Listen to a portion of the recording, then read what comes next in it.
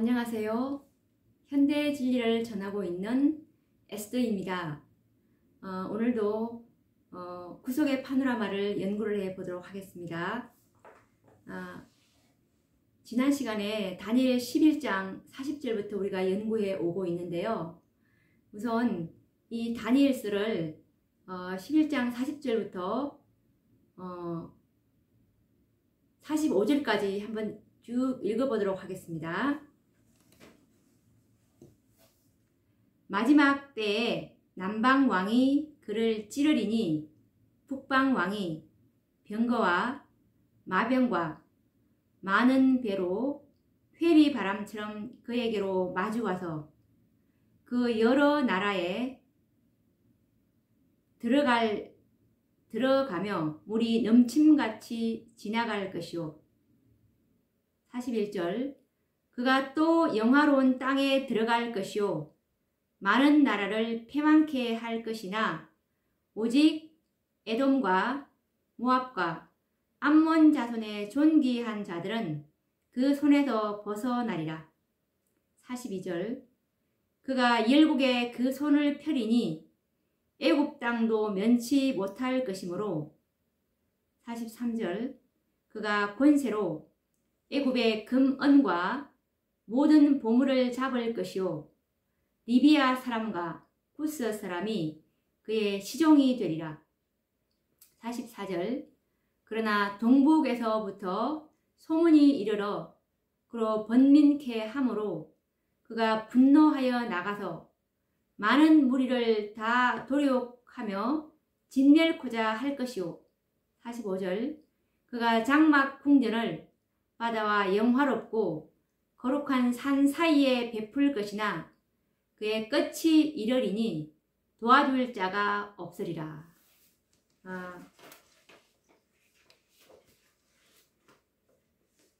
우리가 지난 시간에 다니엘 11장 44절까지를 연구하다가 연구를 이렇게 하다가 이제 시간이 다 되어서 못했는데요. 지난 시간에 잠깐 복습을 좀 하고 넘어가도록 하겠습니다. 이 동북에서부터 오는 그 소문이 바로 이제 늦은 비를 받고 계시록 18장 4절에 그 다섯째 천사의 그 무리가 이제 내 백성아 거기서 나와 그의 죄에 참여하지 말고 그에 받을 재앙을 받지 말라라는 이 동북에서부터 온 소문입니다. 이 큰 외침이. 이 큰 외침이 이제 들리니까 그로 번민케 함으로라는 이 그는 새로운 7번째 북방왕인 이제 로마 법왕권입니다. 이 법왕권이 정말 번민하지 않겠습니까? 왜냐하면 이 늦은 비를 받고 이 큰 외침으로 이 14만 4천의 수요가 채워질 것이기 때문입니다. 그래서 지금 이런 상황이 지난 시간까지 전개가 되었었습니다. 그래서 이제 1844년 이후 이 남방왕의 세력이 없어진 이후에 미국은 이 세상의 북방왕의 위치에 있으면서 세상의 일을 주도해 왔었습니다. 그래서 이 미국은 법왕권의 지원을 받고 어떤 면에서는 법왕권의 대리인 역할을 하기도 했는데 표면상으로는 미국이 여섯 번째 북방왕으로서 전면에 있었죠. 그런데 이 미국이 161 법령을 이제 제정하고서 이제 짐승의 우상으로 말하게 하고 이 말한 이후부터는 이제 법왕권이 전면에 나타나게 되었습니다. 그래서 이제 미국은 법왕권의 후원자로서 이제 뒷면으로 물러가게 되었죠. 그래서 이렇게 해서 이제 미국의 북방왕의 역할은 이제 끝이 나게 되었습니다. 그래서 미국은 이제 의무가 사실상 끝이 나고서 이제는 법왕권이 7째 이제 그 북방왕으로서 전면에 나서서 이제 정치와 종교를 다 이제 총괄하는 그런 상황이 전개가 될 것입니다. 그렇게 해서 이제 다니엘 11장 44절에 보시면 그가 분노하여 나가서 많은 무리를 다 도륙하며 진멸코자 할 것이요. 이 말씀은 우리가 지난 시간에 그 늦은 비를 받고서 이제 하나님의 마지막 남은 백성들이 이 남은 무리들이죠. 그리스도의 재림을 선포하며 내 백성아 거기서 나와 그의 재앙을 받지 말라라는 이 동북의 소문을 듣고서 이제 법왕권은 분노해서 이제 정말 이 마지막이잖아요.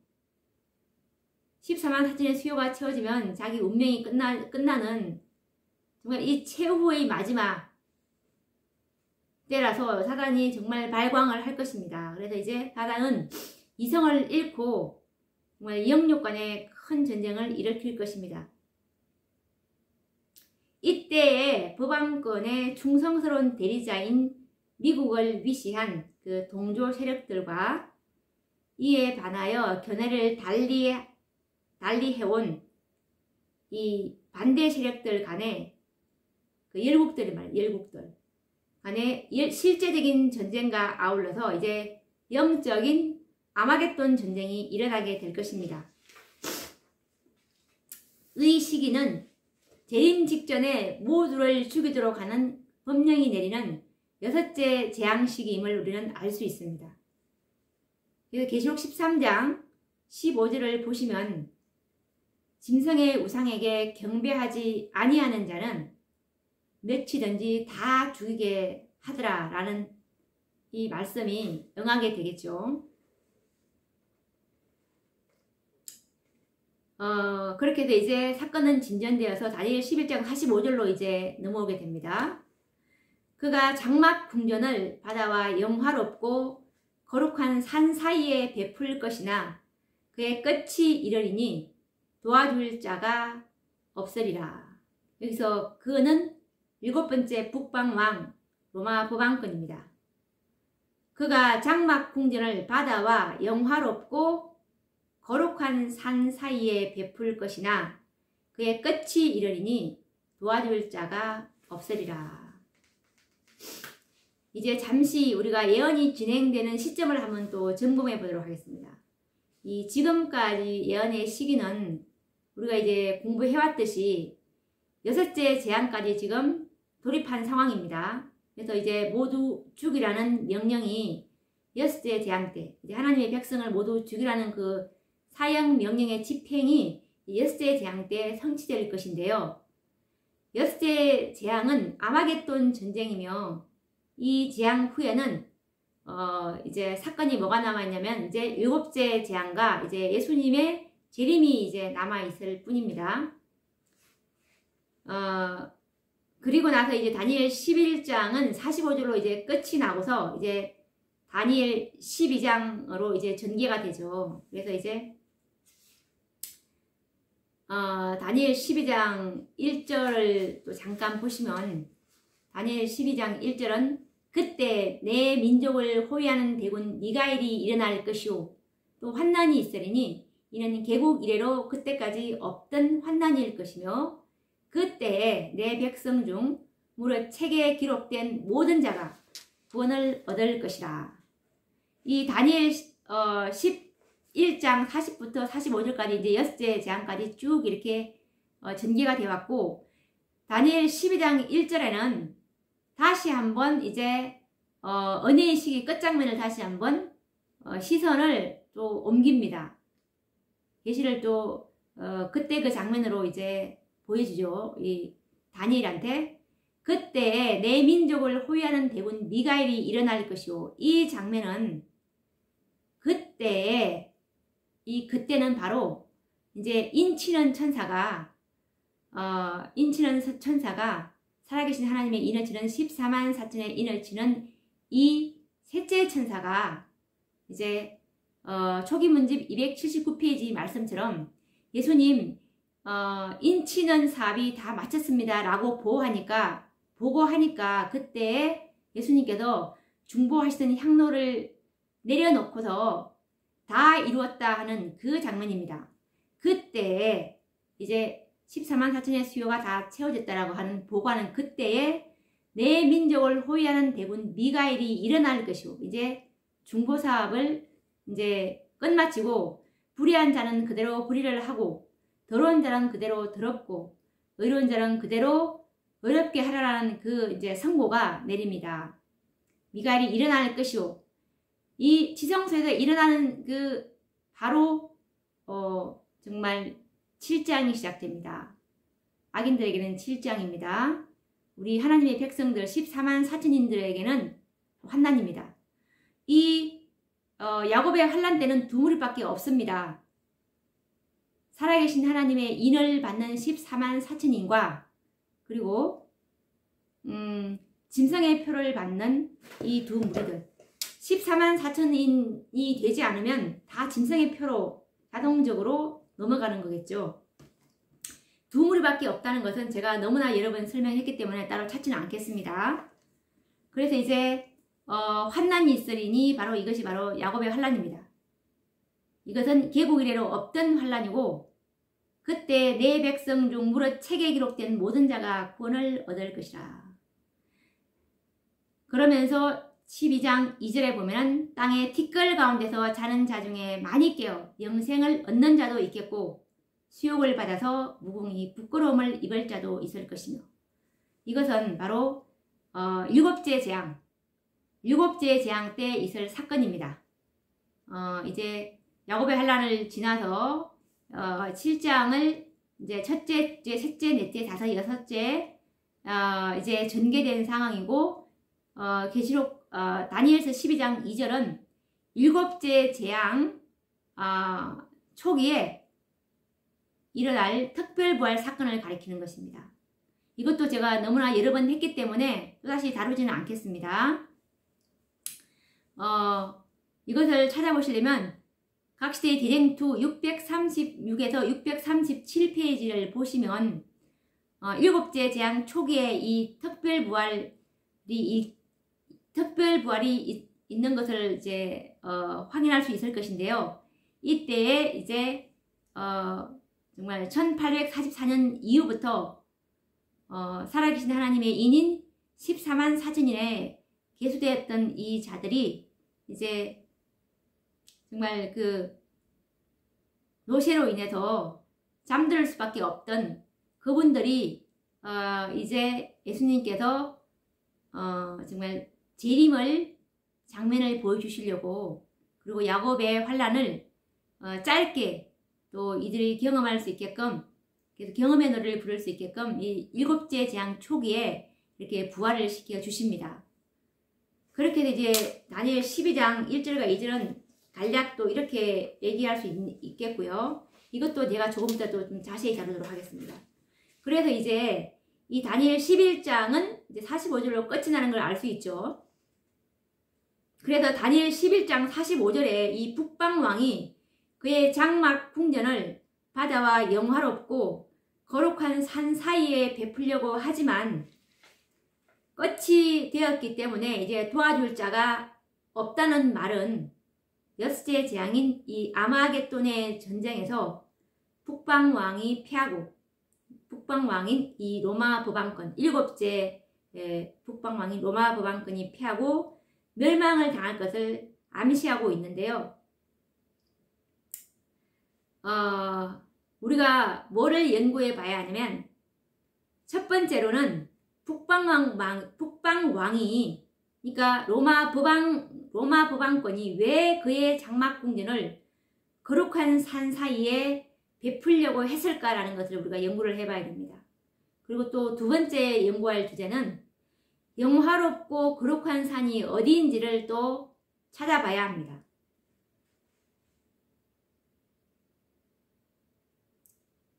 그리고 이 아마겟돈의 진원지가 어디인지, 이것은 우리가 익히 다 알다시피 이 팔레스타인 지방이고 그리고 이스라엘 땅이죠. 그런데 왜 거기에 북방왕이 장막을 치려고 하는 걸까요? 그것은 영화롭고 거룩한 산이 그곳에 있기 때문입니다.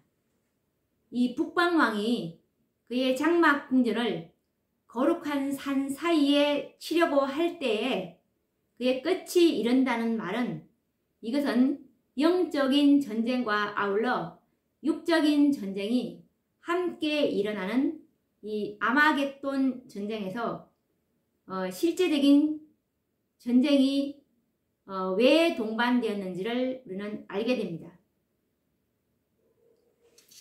그러면 하나님이 구별하신 이 거룩한 산에 대해서 우리가 한번 연구를 또 해보도록 하겠습니다.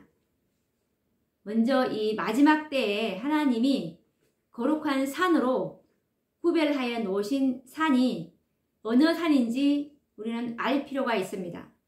성경에 보면은 예수님의 초림 때까지는 거룩한 산으로 시온산이 거명되었습니다. 이 산은 거룩한 하나님의 성전 예루살렘 성전이 세워질 지명으로 구별되어 있었습니다. 이것은 하나님의 교회를 상징하는 산으로 시온산을 거룩한 산으로 일컬어졌었는데요. 이 말씀을 이게 성경 말씀으로 좀 확증을 해보도록 하겠습니다. 시편 76장 2절을 보시면 그 장막이 또한 살렘에 있으며 그 처소는 시온에 있도다. 장막은 항상 살렘에 있고 시온에 있다는 말을 하고 계십니다. 처소가.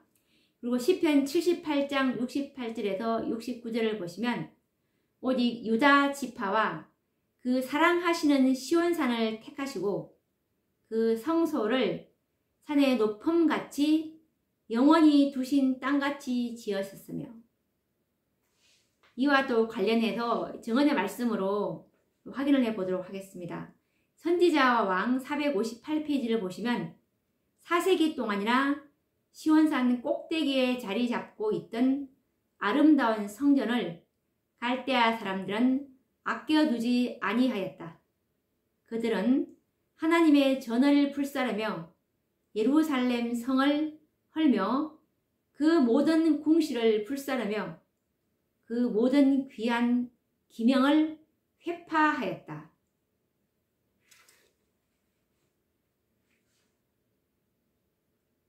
이 4세기 동안이나 이 아름다운 성전이 시온산에 자리 잡고 있었는데요. 400년 동안.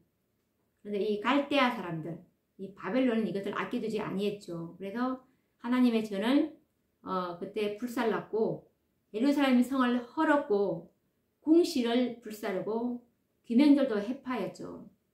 그런데 이 이스라엘의 범죄와 해망 이후에는 실제적인 시온산은 이제 아무런 의미가 없어졌습니다. 그런데 이 이름 없는 한 산이 이제 새롭게 구별되어 있음을 우리는 발견할 수 있는데요. 그것은 예수님께서 부활하신 후 영광스럽게 성천하신 곳이며 이 복천년 후에 하늘에서 내려올 새 예루살렘 성전이 세워질 그 장소로 구별되어 있는 산이 하나 있습니다. 스가랴서 13장 3절과 5절에 보시면 이 산이 어느 산인지 나와 있는데요. 한번 확인해 보도록 하겠습니다. 스가랴서 14장 3절에서 5절 말씀입니다. 그때 여호와께서 나가사 열국을 치시되 이왕 전쟁날을 싸운 것 같이 하시리라. 그 날에 그의 발이 예루살렘 앞 곧 동편 감람산에 서실 것이요. 감람산은 그 한가운데가 동서로 갈라져 매우 큰 골짜기가 되어서 산 절반은 북으로 절반은 남으로 옮기고 그 산 골짜기는 아셀까지 미칠지라. 너희가 그의 산 골짜기로 도망하되 유다왕 우시야 때 지진을 피하여 도망하던 것 같이 하리라. 나의 하나님 여호와께서 임하실 것이요 모든 거룩한 자가 주와 함께 하리라. 라는 말씀에서 그 날에 그의 발이 예루살렘 앞 곧 동평 감람산에 서실 것이오. 이 그날은 재림 후 천년대를 말하는 것입니다. 감람산은 그 한가운데가 동서로 갈라져 매우 큰 골짜기가 되어서 산 절반은 북으로, 절반은 남으로 옮기고 그 산 골짜기는 아셀까지 미칠지라.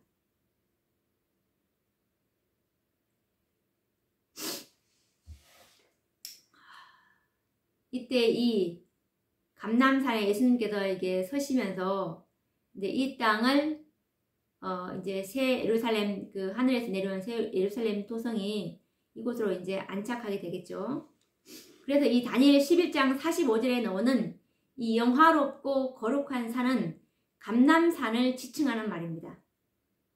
이곳은 예수님께서 인류를 위하여 피땀을 흘리시며 고민하며 기도하시던 산이기도 했습니다. 그분은 인성을 쓰시고 오셔서 이 피곤한 육체를 위해서 휴식하던 산이기도 했습니다. 그리고 도성을 보시며 예루살렘아 예루살렘아 하고 부르시면서 우시던 산이 이 감람산의 거룩한 산이었던 것입니다. 이 감람산은 거룩한 산이었는데요. 시대의 소망 829에서 830페이지 말씀을 보시면 예수께서는 성천 장소로서 당신이 사람들 가운데 계실 때 자주 가심으로 거룩하게 되었던 그곳을 택하였다. 다윗의 도성이 있는 시온산도 성전이 자리 잡은 모리아산도 이 영광을 받지 못했다. 그곳은 그리스도께서 조롱을 받으시고 거절당하셨던 곳이었다. 그곳은 사랑의 힘찬 조수를 타고 밀려오던 은혜의 물결이 바위처럼 굳은 마음들에 부딪혀 되돌아오던 곳이었다. 피로하고 마음이 무거워지신 예수께서는 그곳에서 감람산으로 쉴 곳을 찾아가셨었다. 첫 성전을 떠나면서 거룩한 쉐키나는 마치 택하신 도성을 버리기 싫어하는 것처럼 동쪽 산 위에 머물러 있었었다. 그와 같이 그리스도께서도 감람산 위에 서서 사모하는 마음으로 예루살렘을 바라보셨다. 산 계곡과 작은 숲들은 그분의 기도와 눈물로 거룩하게 되었고 절벽들은 그분을 왕이라고 선포하던 군중들의 의기양양한 부러지점으로 메아리 쳤었다. 비탈진 언저리에서 예수께서는 베다니에 있는 나사로의 집을 찾곤 하셨다. 산 기슭에 있는 겟세마네 동산에서 그분은 홀로 기도하시고 고민하셨다. 이제 이 산으로부터 그분은 하늘로 올라가셔야만 했다. 그분이 다시 오실 때 이 산 꼭대기에 그의 발이 머무를 것이다. 그때에는 슬픔의 사람이 아니라 영광스럽고 승리를 얻은 왕으로서 히브리인의 할렐루야가 이방인의 호산나와 섞이고 강한 군대와 같은 구속받은 자들의 음성이 만유의 주이신 그분에게 면류관을 드리셔야 하고 환호하는 소리로 높아지는 중에 그분은 감람산에 서실 것이다. 아멘.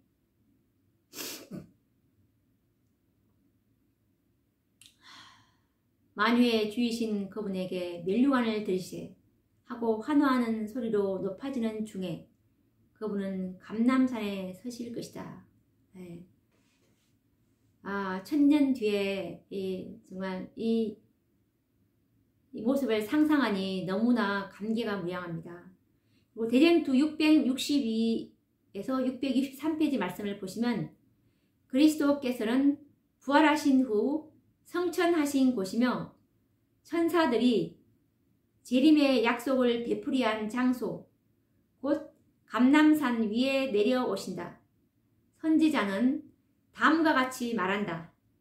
나의 하나님 여호와께서 임하실 것이요 모든 거룩한 자가 주와 함께 하리라. 그 날에 그의 발이 예루살렘 앞 곧 동편 감람산에 서실 것이요 감람산은 그 한가운데가 동서로 갈라져 매우 큰 골짜기가 되어서 여호와께서 천하의 왕이 되시리니 그 날에는 여호와께서 홀로 하나이실 것이요 그 이름이 홀로 하나이실 것이라. 화려에 찬란한 새 예루살렘 성이 하늘에서 내려올 때 그 성은 영접할 준비가 된 성결한 곳에 정착하게 된다. 그리고 그리스도께서는 당신의 백성들과 천사들과 함께 그 거룩한 성으로 들어가신다. 내려오실 때 그분께서 그 새 예루살렘 도성이 안착할 그곳만 우선 성결하게 하시고 그 다음에 이제 도성이 이렇게 하늘로부터 내려오는 장면입니다. 내려오게 될 것입니다. 그리고 대전투 359페이지 말씀을 보시면 홀이 유다를 떠나가고 법을 세우는 권세가 그의 발 사이에서 떠난 후에 초림하셨던 그분은 하늘의 구름을 타고 천사장의 나팔과 함께 재림하실 것이다. 그리하여 예수님께서는 감람산에 서시고 창세 후에 일단 아담이 맡았으나 잃어버린 그 통치권을 다시 받으시게 될 것이다. 그분께서는 온 땅의 왕이 되실 것이다. 피조물에 슬퍼하고 탄식하는 소리는 그치고 찬미와 감사의 노래만이 들리게 될 것이다. 그분께서는 온 땅의 왕이 되실 것이다. 피조물에 슬퍼하고 탄식하는 소리는 그치고 감사와 찬미의 노래만이 들릴 것이다. 정말 예수님께서 감람산에 서실 그때를 정말 고대해 봅니다. 그리고 초기문집 51페이지에서 52페이지 말씀입니다. 성도들은 거룩한 도성에서 쉴 것이며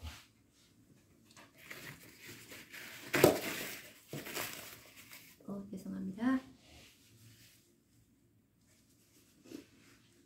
성도들은 거룩한 도성에서 쉴 것이며 왕과 제사장으로서 1000년 동안 다스릴 것이다.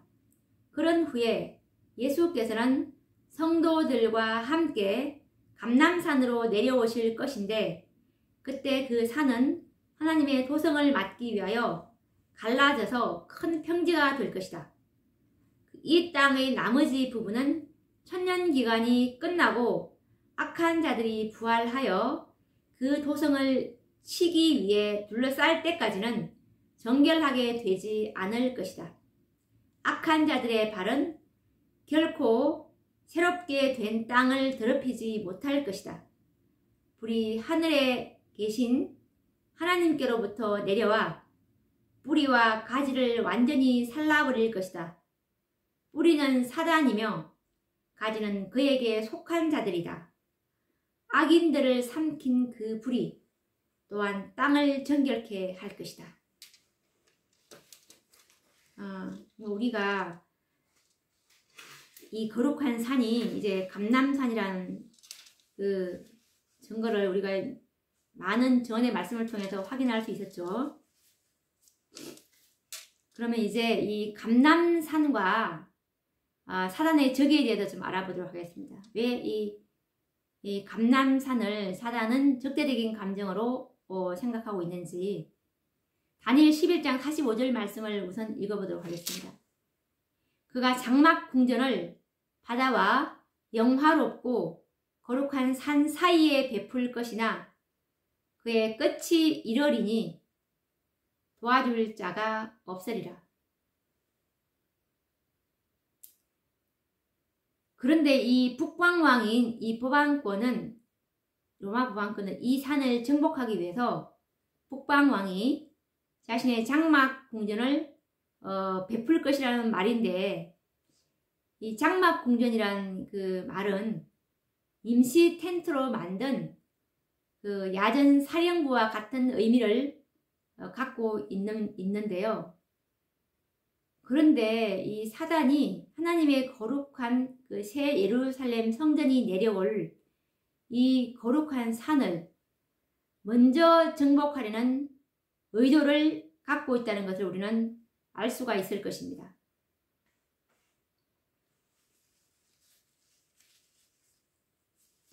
이 과거의 사단은 예루살렘 도성을 정복하고 차지하기 위해서 정말 얼마나 노력을 했습니까? 우리는 역사 속에서 정말 잘 알고 있습니다. 지금도 이 예루살렘 도성에는 정말 세계 3대 종교의 성지와 그 사적들이 있고요. 그리고 이슬람교 그 사원, 그 바위돔 아시죠? 이 사원이 세워져 있는 것을 우리는 볼 수가 있는데, 이것은 사단이 정말 이곳을 얼마나 소유하기를 원하는지를 보여주는 충분한 증거가 될 것입니다. 그런데 왜 사단이 그곳을 그토록 차지하고 싶어 할까요? 이유가 무엇일까요? 그것은 이곳이 바로 하나님의 거룩한 성, 새 예루살렘 도성이 이곳에 세워질 곳이었기 때문입니다. 온 우주의 수도가 될 그 도성이 이 거룩한 산, 감람산 위에 세워질 것이라는 걸 사단은 예언을 연구함으로 잘 알고 있겠죠. 마찬가지로 사단은 자신의 대리자인 이 법왕권의 권세를 이용해서 새 예루살렘 도성이 세워질 이 거룩한 감람산을 먼저 자신이 정복하려는 사단의 의도를 보게 됩니다. 이와 같은 시도는 지상에서의 마지막 유혈 전쟁, 즉 아마겟돈으로 이제 발전하게 되는데요. 이 전쟁에 대해서 우리는 좀 생각을 해 봐야 됩니다. 이 지역은 수천 년 동안 세계 모든 나라와 종교들의 이해관계가 얽혀있는 곳이었습니다.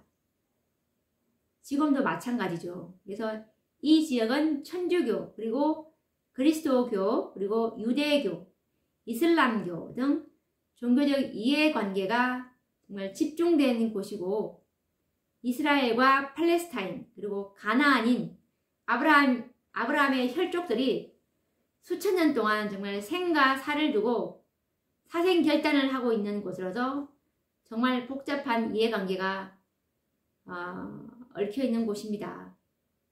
그리고 이곳은 유대민족, 이슬람교국들, 그리고 팔레스타인족 등 정말 복잡한 정치 관계와 함께 세계 모든 나라들의 이해관계가 얽혀있는 곳이기도 합니다. 이런 곳에 북방왕인 법왕권과 그의 충실한 대리자인 미국이 이곳을 점령하려는 의도로 장막궁전을 그곳에 치려고 할 때에 이 이해 당사국들이 가만히 보고만 있지는 않을 것입니다. 그래서 이제 유혈 전쟁이 일어날 것입니다. 왜냐하면 혼자 차지하려고 하니까. 지금 거기 이슬람 사원도 거기 있고 정말 모든 다른 종교 국가들뿐만 아니라 일국들도 그곳에 많이 얽혀 있거든요. 그런데 혼자만 그곳을 차지하려고 하는 그 속셈이 이제 그때에 이제 밝혀지게 되거든요. 그래서 결과적으로 이 전쟁은 엄청나게 큰 세계적인 전쟁으로 확산되게 될 것인데, 이 지상에서의 마지막 대전쟁이 될 것입니다. 그 결과 수많은 사람들이 살육을 당하고 그 피가 말굴레까지 흘러나오는 정말 무서운 살육전쟁이 될 것인데, 이 전쟁을 아마겟돈 전쟁이라고도 합니다. 이거 계시록 14장에 잘 나와 있죠. 이 아마겟돈 전쟁은 선악의 대쟁투의 마지막 전쟁입니다. 영적인 전쟁이면서도 또한 육적인 전쟁이 동반되는 전쟁입니다. 이것이 영적인 전쟁과 육적인 전쟁이 동반되는 전쟁이라는 것을 성경 말씀으로 우리가 좀 찾아봐야 됩니다. 요엘 3장 2절 12절 말씀을 한번 보도록 하겠습니다. 내가 만국을 모아 데리고 여호사밧 골짜기에 내려가서 내 백성 곧 내 기업된 이스라엘을 위하여 거기서 그들을 국문하리니 열국은 동하여 여호사밧 골짜기로 올라올지어다. 내가 거기 앉아서 사면의 열국을 다 심판하리로다. 이 여호사밧 골짜기. 자, 여기서 여기 국문이라는 뜻은 심판이라는 뜻입니다. 심판한다는 뜻입니다. 내가 만국을 모아 데리고 여호사밧 골짜기에 내려가서 내 백성 곧 내 기업된 이스라엘을 위하여 거기서 그들을 심판하리니 열국은 동하여 여호사밧 골짜기로 올라올지어다. 내가 거기서 앉아서 사면의 열국을 다 심판하리로다. 영적 전쟁과 이제 육적인 전쟁을 동반하게 된다는. 그리고 계시록 14장 19절과 20절을 보시면 이 아마겟돈 전쟁에 대한 상징이 나와 있는데 읽어보도록 하겠습니다. 천사가 낫을 땅에 휘둘러 땅에 포도를 거두어 하나님의 진노의 큰 포도주 틀에 던짐에 성 밖에서 그 틀이 밟히니 틀에서 피가 나서 말굴레까지 닿았고 1600 스타디온에 퍼졌더라. 여기서 이제 우리 계시록 14장을 한번 보시면 계시록 14장을 한번 보도록 하겠습니다.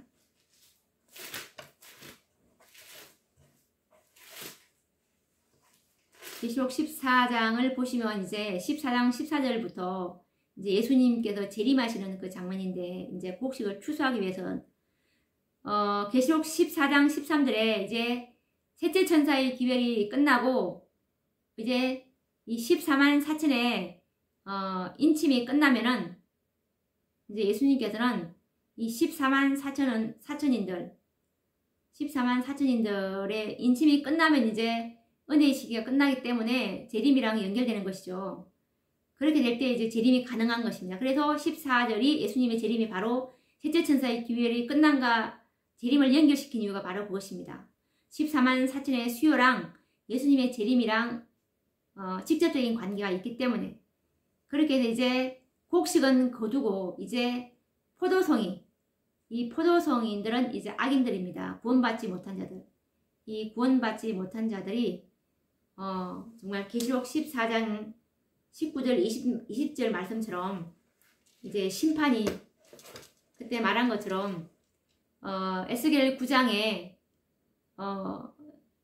서기관의 허리에 서기관의 먹거릇을 찬 이 셋째 천사 14만 4천의 그 살아계신 하나님의 인을 치는 이 천사가 예수님 다 준행하였습니다. 14만 4천의 인침이 끝났습니다 하고 이제 보고하니까 그 다섯 살육하는 기계를 든 그 천사가 정말 성소에서부터 시작해서 그 빛을 가장 많이 받은 지도자들부터 시작해서 어린아이까지 아껴보지 말고 살육하라는 그 말씀을 우리가 연구해오지 않았습니까? 이 다섯 살육하는 천사는 곧 이 지성소에서 주어진 5번의 기별이었습니다. 계시록 14장의 기별과 계시록 18장의 두 기별을 합쳐서 5번의 기별이었는데 이 기별을 정말 끝까지 전진해 온 자들 기별을 받아들이고 경험한 자들이 14만 4천이 될 것인데 이 기별을 거절한 자들 이 다섯 번째 기별까지 전진해 오셔야 되는데 이 기별을 거절한 자들은 다 이렇게 살육을 당해서 정말 그 피가 말굴레까지 닿았다. 1600 스타디온까지 퍼졌더라라는 이 사건이 이렇게 연결되는 것입니다. 정말 우리는 14만 이 마지막 하나님의 백성들 일월 법령을 통과해야 될 이 정말 세상 끝자락에 살고 있는 우리잖아요. 우리는 정말 14만 4천의 안에 개소되지 않으면 우리는 희망이 없습니다. 우리가 이 진리를 온전히 알아야 됩니다. 이것은 정말 진리입니다. 이것은 인간의 이론이나 어떤 사상이 아닙니다. 이것은 정말 말씀 그대로거든요. 하나님의 말씀을 말씀 그대로 기록되었을 때라는 그 말씀 그대로입니다. 말씀을 말씀 그대로 믿지 않으면 이렇게 된다는 뜻입니다. 그래서 이제 이 아마겟돈 이 전쟁은 6,000년 동안 진행된 선악의 대전투의 마지막 전쟁으로서 영적인 전쟁에 더 큰 비중을 두고 있지만 이 실제적인 전쟁이 동반하는 것은 이 전쟁은 7장 중에 일어나는 전쟁으로 여호사밧 골짜기로 열국을 모아 심판하시는 것으로 악인을 징벌하시는 하나님의 진노의 포도즙 틀로 상징하였습니다. 그래서 계시록 14장 19절에서 20절 말씀처럼 천사가 낫을 땅에 휘둘러 땅에 포도를 거두어 하나님의 진노의 큰 포도주 틀에 던짐에 성 밖에서 그 틀이 밟히니 틀에서 피가 나서 말 굴레까지 닿았고 1600 스타디온에 퍼졌더라. 이 천사가 다섯 살육하는 천사라고 볼 수 있겠죠.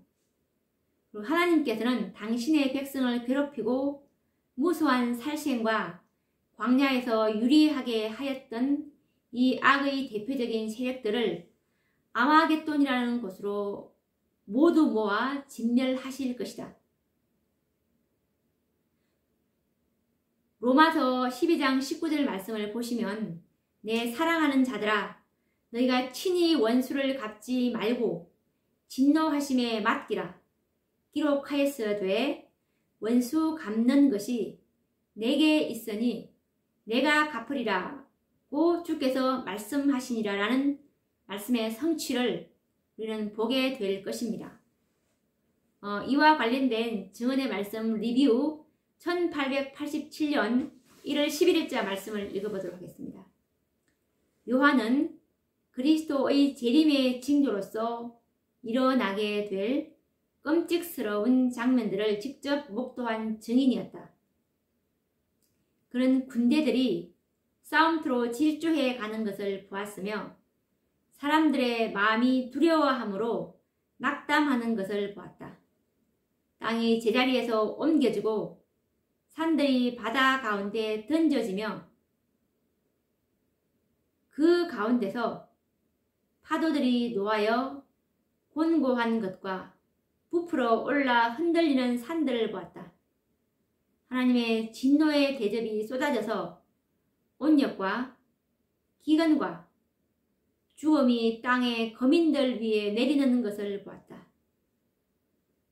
이 말씀 화이트주석 계시록 16장 1절에서 21절 말씀에 화이트주석에 되어 있습니다. 이제 재림하기 전에 7장의 지금 장면들을 땅이 제자리에서 옮겨지고 산들이 바다 가운데 던져지면 이것은 7째 재앙 때 일어날 사건이죠. 이 사건을 이 요한이 이 봤을 때 얼마나 끔찍스러운 장면이었을까요? 그리고 원고 172 1899년도에 쓰신 말씀입니다. 이 세상에는 단지 두 편만이 존재한다. 즉 하나님께 충성하는 사람들과 흑암의 왕의 깃발 아래 서 있는 사람들로 나뉜다. 이것은 뭐냐면 이 마지막 시대 때 하나님께 충성하는 사람들은 하나님의 계명과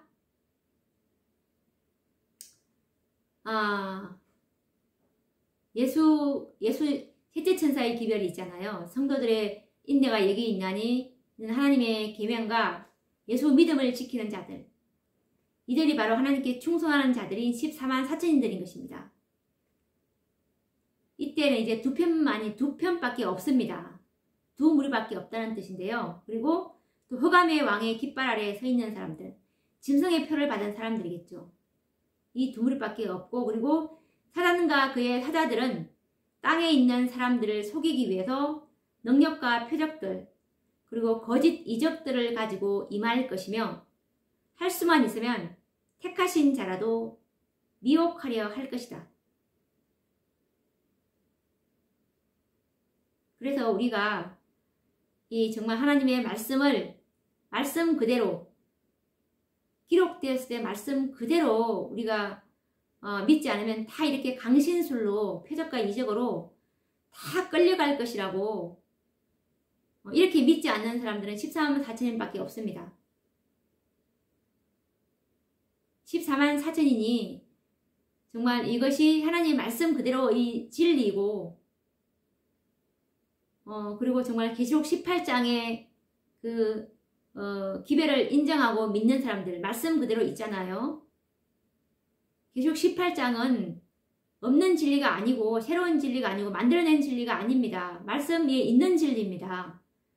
그래서 계시록 18장 1절을 보시면 이 일 후에 다른 천사가 하늘에서 내려오는 것을 보니 이 일 후에는 바로 계시록 14장의 새 천사의 기별 이후에 또 다른 기별이 내려올 것이라는 예언입니다. 14장의 기별 뒤에 반드시 계시록 18장 기별이 있습니다. 기별이 왜 내려왔냐 하면은 초기 문제 큰 외침장을 보시면 계시록 18장에 대한 정말 자세히 설명이 나와 있습니다.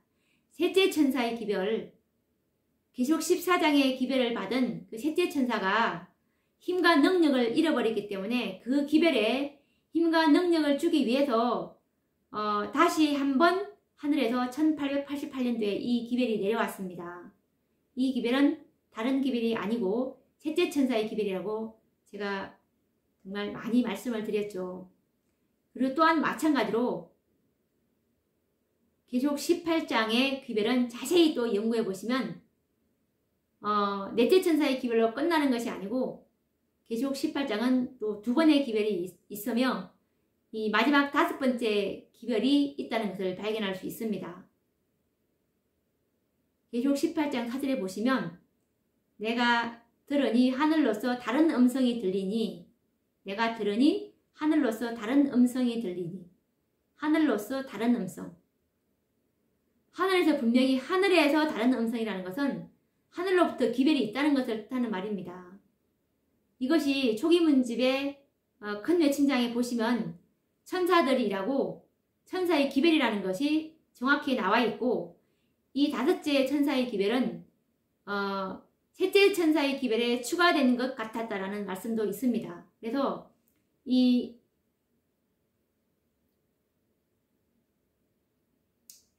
정말 이 하나님의 그 예수님께서 이 마지막 시대에 주시는 기별은 5번이라는 거. 정말 우리는 셋과 둘과 셋은 정말 연합을 해서 이 14만 4천의 수요를 빨리 채워서 정말 이 구속사업 마무리해야 합니다. 연합해야 되는 정말 하나가 되기를 얼마나 지금 주님께서는 바라고 계십니까? 그래서 이제 정말 우리가 믿어야 될 것은 이 능력과 이 표적이 아닙니다. 강신술이 아니고 이적들이 아니고 하나님의 말씀이라는 것을 제가 다시 한번 확인하는 의미에서 잠깐 제가 또 얘기를 했는데 그래서 사단은 정말 진리의 사랑을 받지 않는 자들은 이 불의 속임수인 이 이적이나 기적을 항상 이렇게 이끌어서 사람들을 속입니다. 우리의 견고한 토대는 하나님의 말씀입니다. 이 성령은 진리를 통해서 반드시 역사하기 때문에 진리의 성령입니다. 그리고 하나님의 말씀은 영이요 생명이기 때문에 항상 말씀에 우리가 기초할 때 가장 안전한 것입니다. 그리고 이적들을 사단은 가지고 임할 것이며 할 수만 있으면 택하신 자라도 미혹하려 할 것이다. 위기가 바로 우리 앞에 와 있다. 아마겟돈 전쟁이 곧 있을 것이다. 그의 옷에 만왕의 왕이요 만주의 주라고 쓰신 분이 희고 깨끗한 세마포를 입고 백마를 탄 군대를 영솔하고 나오실 것이다. 그래서 예수님은 백마를 타고 실제로 오는 건 아니지만 이것은 꼭 실제적인 전쟁이 있을 것을 표상하는 것입니다. 예수님 오실 때 만왕의 왕이요 완조의 주라고 쓰신 분이 희고 깨끗한 세마포를 입고 백마를 탄 군대를 영솔하고 나오실 것이다. 네. 이 아마겟돈 전쟁은 영적인 전쟁과 아울러 실제적인 전쟁입니다. 그리고 리뷰 이것은 시간이 또 다 되어서 제가 다음 시간에 또 계속 또 연결을 해 봐야 될 것 같습니다. 오늘도 우리가 이 다니엘서를 연구를 했는데요. 정말 이 마지막 때는 정말 이 거짓 선지자들의 이 오류가 모든 사람들을 다 이끌고 갈 것입니다. 그래서 정말 성경을 정말 그 숨은 보화를 찾듯이 성경을 깊이 연구하시고, 그리고 새로운 기별을 어떤 형제가 제시할 때는 정말 베레아 사람들처럼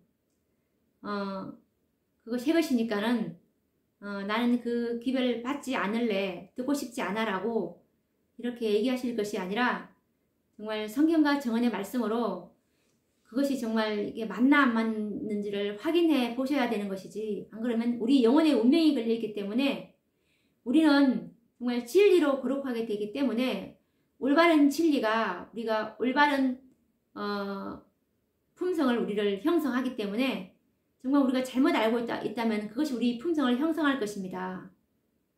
그렇기 때문에 말씀만이 우리를 정말 구원을 해 주실 것이기 때문에 정말 진리 안에 거하시는 모든 성도님들 되길 바라며 또 다음 시간에 뵙도록 하겠습니다. 감사합니다.